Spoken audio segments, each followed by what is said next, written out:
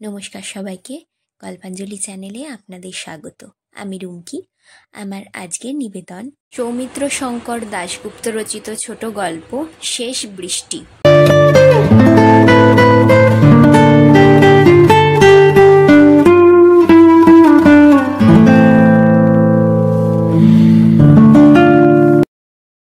বিয়ের দিন সকালে, তখন বোধ হয় 10টা হবে, তিন্নি এসে হাজির হলো দাঁত বের করে হাসতে হাসতে। ওর হাসিতে এমনই একটা ফিচেল ভাব যে আমার গা জ্বলে যাচ্ছিল। একবার ভাবলাম দু কথা শুনিয়েই দিই খুব আচ্ছা করে, কিন্তু কাজের বাড়ি, চারধারে লোক, তাছাড়া যতই হোক তিন্নি আজ এখানে অতিথি। মনকে বোঝালাম রেগে আর কি হবে, দোষ কি আর তিন্নির, দোষ তো আমার। কাছে গিয়ে খুব চাপা গলায় বললাম, চিঠিটার উত্তরই দিলি না যে, এত ব্যস্ত? তিন্নি আবারও ফিকফিক করে হাসলো, তারপর বলল, উত্তর দিইনি তো কি হয়েছে, খবর আছে খবর। ছোট কাকার যেমন কাণ্ড, সকাল থেকেই দেশ শুদ্ধ লোককে নেমন্তন্ন করে বসে আছে। মেয়ের বিয়ে তো রাতে, অথচ সকাল থেকেই লোকজনে গমগম করছে বিয়ে বাড়ি। এরই মধ্যে রাই কাকি এসে আমাকে জড়িয়ে ধরে। ওমা তুলি, তুই কত মোটা হয়েছিস রে, তা তোর ছেলে মেয়েরা কই? বলে ঝড় তুলে দিল। সেই ঝড় ঠান্ডা হতে না হতেই ভেতরের ঘর থেকে আমার বর শুভেন্দু বেরিয়ে এসে চেঁচাতে লাগলো, চিরুনিটা কোথায় রেখেছো? হ্যাঁ, আমার ব্রিফকেস তন্ন তন্ন করেও খুঁজে পাচ্ছি না। চিরুনিটা কে যে আমার হ্যান্ডব্যাগে চালান করে দিয়েছিল জানি না, খুঁজে দিয়ে বেরিয়ে আসছি, ছোট কাকি এসে কাঁদো কাঁদো হয়ে বলল, তুলি, একবার জানা মা, তোর ছোট কাকাকে গিয়ে ঠান্ডা কর, মাছ নাকি কেজি 2 কম দিয়েছে, এদিকে বাড়ি ভর্তি লোক, কি করি বলতো? রান্নাঘরের পেছনে এক ফালি জায়গায় বিশাল বিশাল চটিতে মাছ কোটা হচ্ছিল। বাবা আর ছোট কাকা সেখানে দাঁড়িয়ে। আমি গিয়ে কিভাবে বলি, কি বললে ব্যাপারটা ম্যানেজ করা যায় ভাবছি, হঠাৎ ছোট কাকা নিজেই বলল, তোর কাকি তোকে পাঠিয়েছে তো? আমার মাথা খুব গরম, তাই না? মাথা আমার এমনিতে গরম হয় না। 11টা বেজে গেল, মুঘল সরাই থেকে বেনারস কত দূর রে? এখনও ছেলের বাড়ি থেকে তত্ত্বটা পাঠাতে পারলো না। তুই একবার যা তো, আমার তো ফোনটাও খারাপ। অগস্তি আঙ্কেলের বাড়ি থেকে ও বাড়িতে একটা ফোন করে খবর নে, যা যা, দেরি করিস না। উঠোন পার হয়ে বেরিয়ে আসছি, আরও সব কারা এসে পড়েছে, অত খেয়াল করিনি। হঠাৎই তিন্নি চেয়ার ছেড়ে উঠে আমার কানের কাছে মুখ নিয়ে বলে উঠল, হোটেল নিশান। মাথাটা কি বোঁ করে ঘুরে উঠল আমার। গেটটা ধরে সামলে নিলাম। বুকের মধ্যে হাতুড়ি পিটতে লাগলো। মনে হচ্ছিল রাস্তাটা বোধহয় পার হতে পারবো না। চোখ দুটো কি রোদে ঝলসে গিয়েছিল। সব কেমন ঝাপসা দেখছিলাম। তবুও পার হয়ে 1, 2, 3টে কোয়ার্টার্স বাদ দিয়ে অগস্তি আঙ্কেলের কলিং বেল বাজালাম। ফোন নাম্বারটা? সর্বনাশ, ওটা আবার কোথায় ফেললাম? এদিক ওদিক খুঁজতে গিয়ে হঠাৎ মনে হলো, ওহো, বাঁ হাতের চেটোয় লিখে নিয়েছিলাম তো। বাঁ হাত খুঁজলাম, ঘামে ভিজে গিয়েছে হাতের চেটো, ঝাপসা হয়ে গিয়েছে নাম্বারটা। তবুও আন্দাজেই ডায়াল করে একটু ইতস্তত করেই বললাম, হ্যালো। 2। কবে থেকে শুরু হয়েছিল আমার অসুখটা কি জানি। ধরা তো পড়েছিল হঠাৎই একদিন, 5ই অক্টোবর শনিবার। আমার মেয়ে রুম্পার স্কুলে গার্জিয়ান মিটিং ছিল। সময়টা বেলা 11টা হবে। হরিশ মুখার্জি রোড ধরে তরতর করে এগিয়ে যাচ্ছিল আমার ট্যাক্সিটা। জানালা দিয়ে অলসভাবে দেখছিলাম চেনা কলকাতার চেনা দৃশ্য, কিংবা হয়তো কিছুই দেখছিলাম না, কিন্তু হঠাৎই একটা দোকানের সামনে তোমাকে দেখলাম।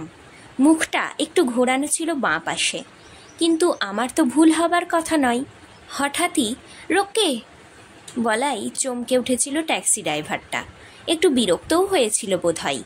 কিন্তু আমি ট্যাক্সি থেকে নেমে দৌড়ে গিয়ে তোমার আকাশি রঙের শার্টের হাতাটা টেনে ধরে বলেছিলাম, এই সুদীপ, তাকাও তাকাও বলছি আমার দিকে।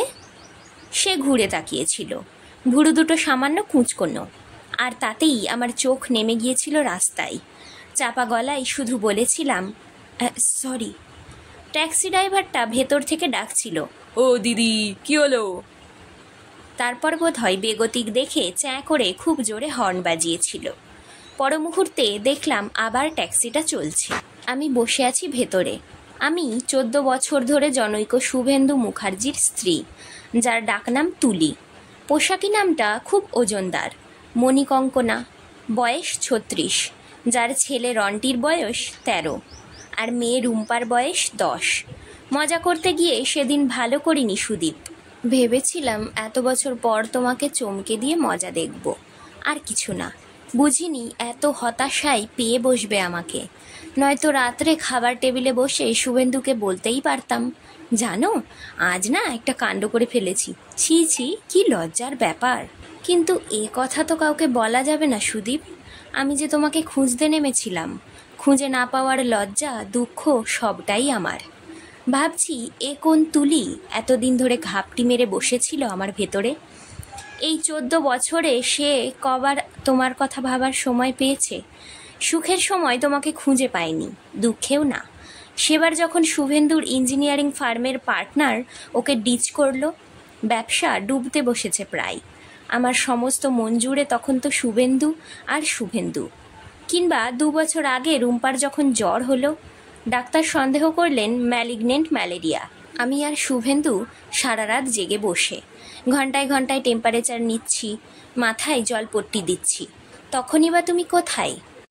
কত কত ঘটনার প্রবাহ এই 14 বছরের দাম্পত্য জীবনে, কত মুখের সারি।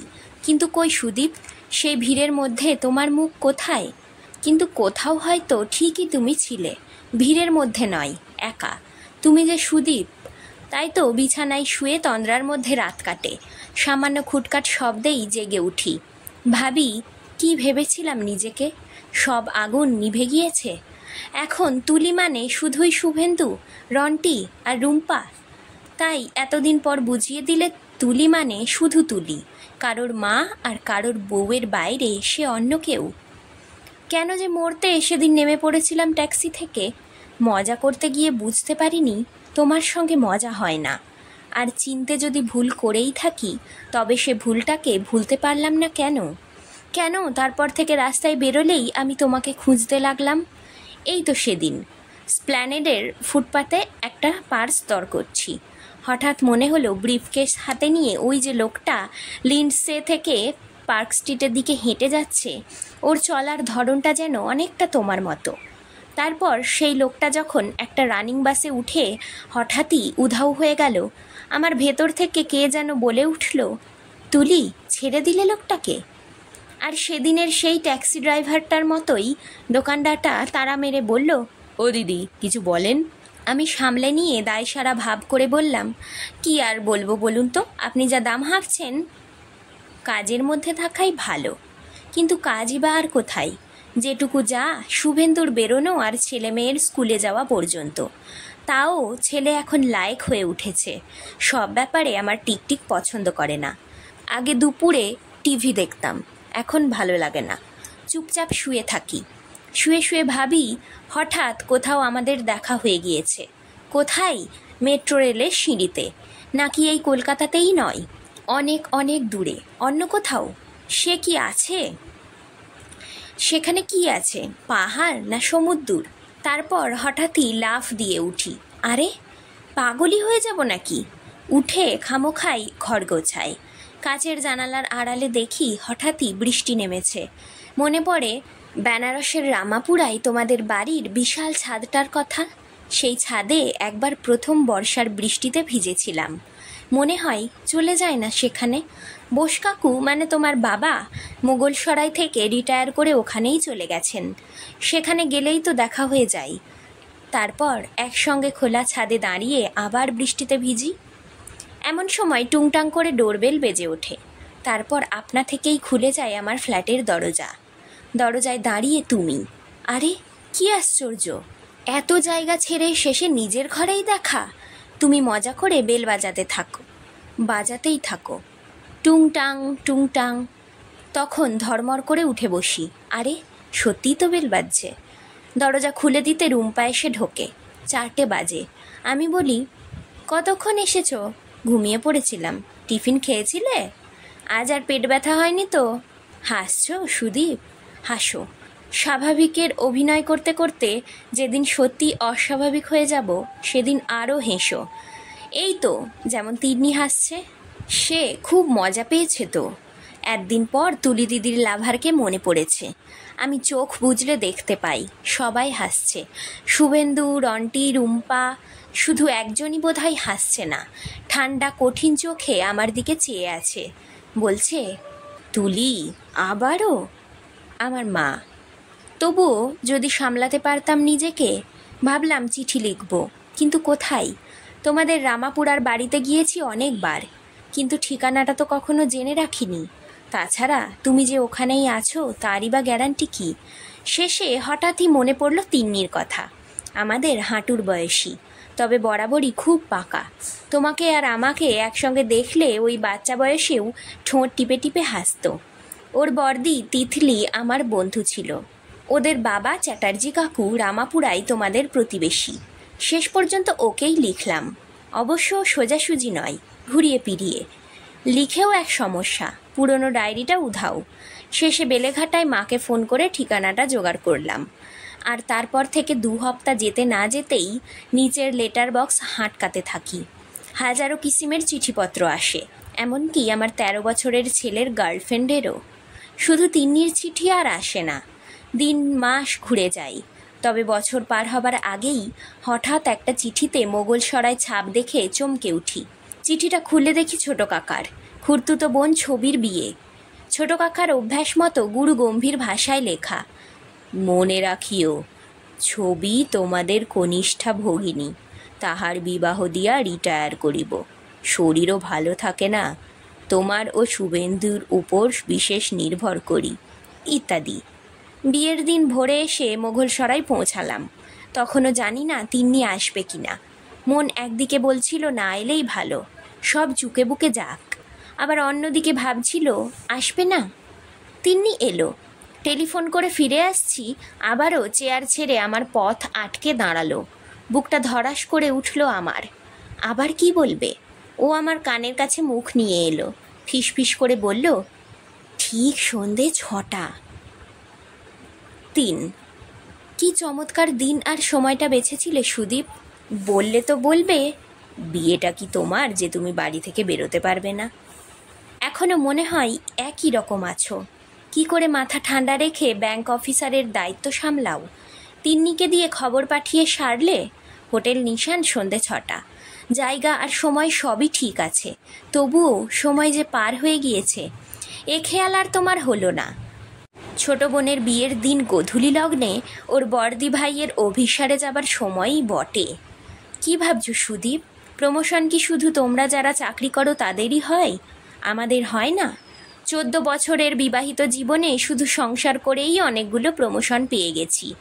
এই বিয়ে বাড়িতে সকলের বর্দি ভাই, শ্বশুরবাড়িতে কারো জেঠি, কারো মামি, এমনকি কোনো একটা দূর সম্পর্কে দিদিমা পর্যন্ত। কিচ্ছু ভাবলে না? কিচ্ছু না। এত তাড়া তোমার? বিয়েবাড়ির হুল্লোড়। আর তুলি, এটা কি করব? বর্দি ভাই, ওটা কোথায় রাখবো? যখনই হাতের ঘড়ির দিকে চোখ পড়ছে, দেখেছি টিকটিক করে সময় ঠিকই এগিয়ে চলেছে। খেয়ে উঠলাম, 3টে বেজে গিয়েছে। বাথরুমে ঢুকে মুখ ধুচ্ছি, আয়নায় দেখছি নিজেকে। হোটেল নিশান সন্ধে 6টা। চিনতে পারবে তো সুদীপ? অনেক মোটা হয়ে গিয়েছি এ বছরে। চুলও আর আগের মতো লম্বা নেই, উঠে যাচ্ছিল বলে ঘাড় পর্যন্ত ছেঁটে দিয়েছি। চিনতে পারবে তো? কিংবা আমারও ভুল হবে না তো তোমাকে চিনে নিতে? তুমিও তো বদলে গেছো। একা একা বাথরুমের বেসিনের সামনে দাঁড়িয়ে মুখে জলের ঝাপটা দিলাম। হাঁ করে শ্বাস ফেললাম আয়নার কাছে। সব ঝাপসা। তুলি এইখানে একা। হোটেল নিশান সন্ধে 6টা। কে যেন দুমদাম করে ধাক্কা মারল বাথরুমের দোরে। চমকে উঠে বললাম, আসছি। আমাদের বিয়ে কোনোদিনই হতো না সুদীপ।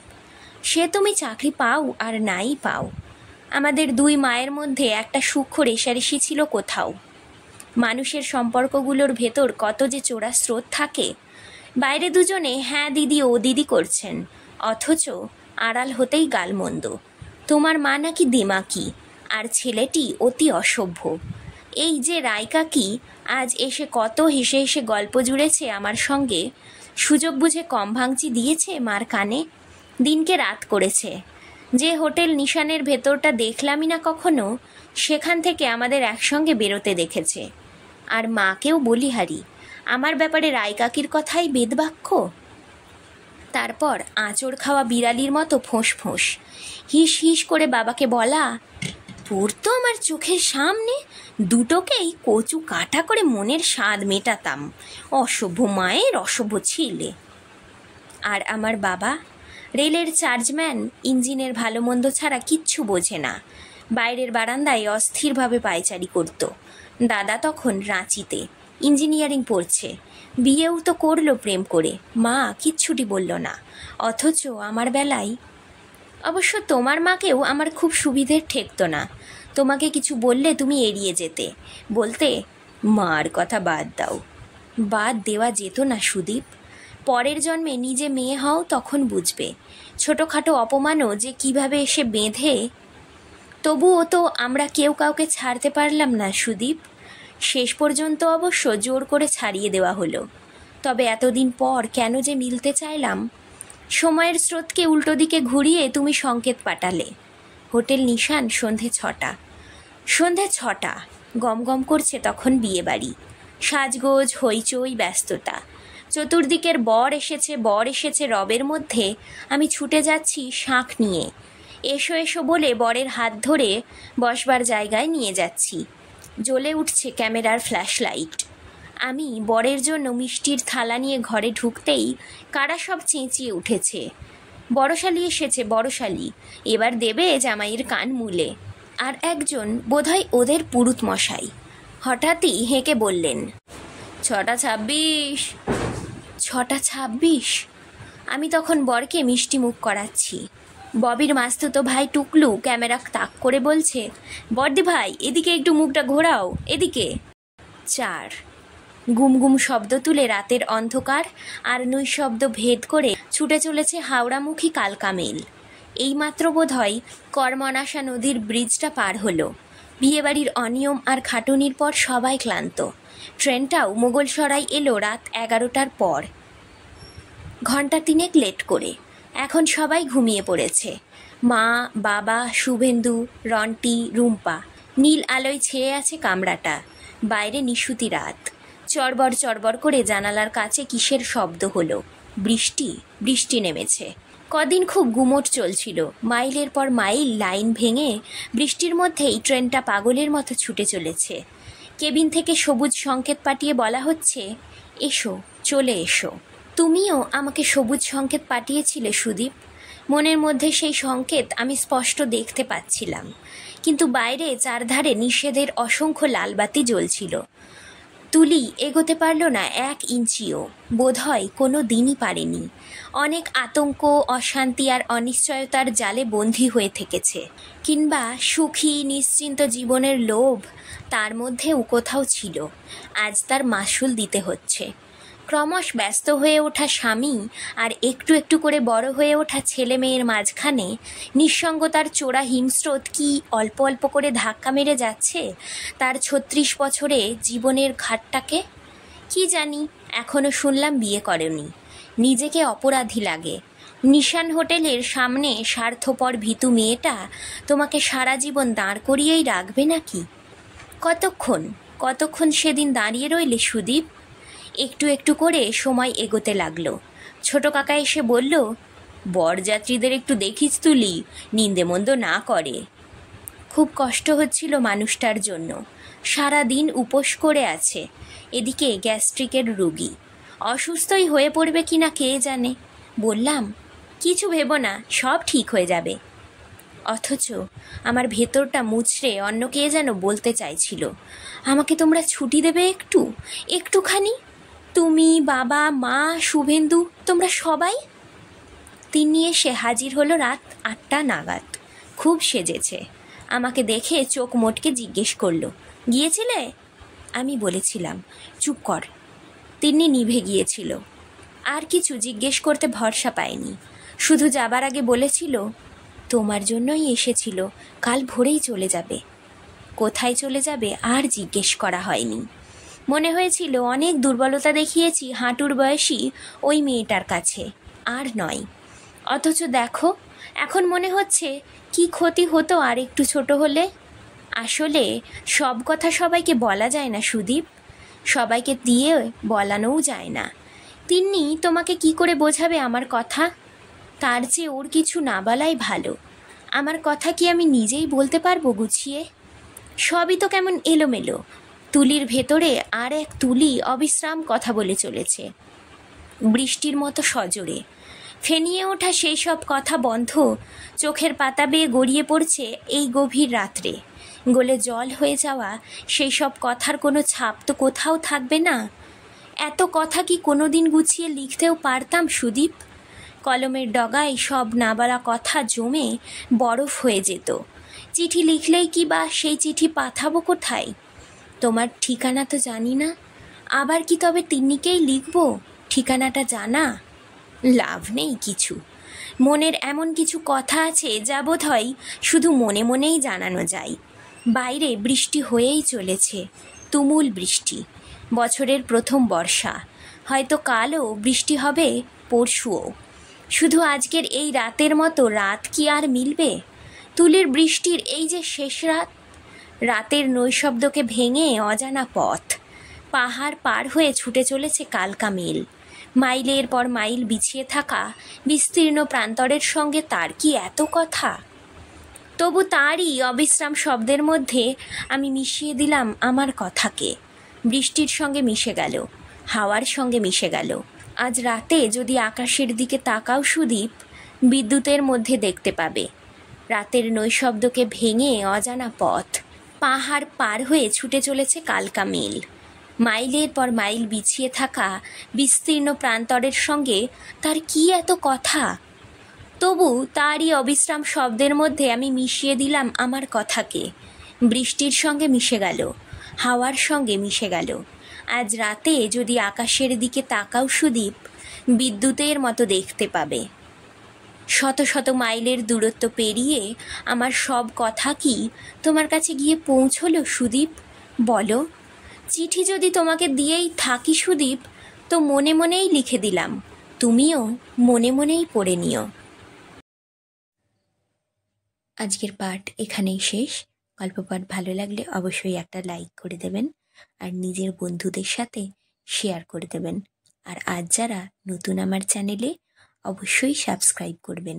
আপনার একটি সাবস্ক্রিপশন আমাকে আরও অনেক নতুন গল্প পড়তে অনুপ্রেরণা যোগাবে। ধন্যবাদ। ভালো থাকবেন সবাই।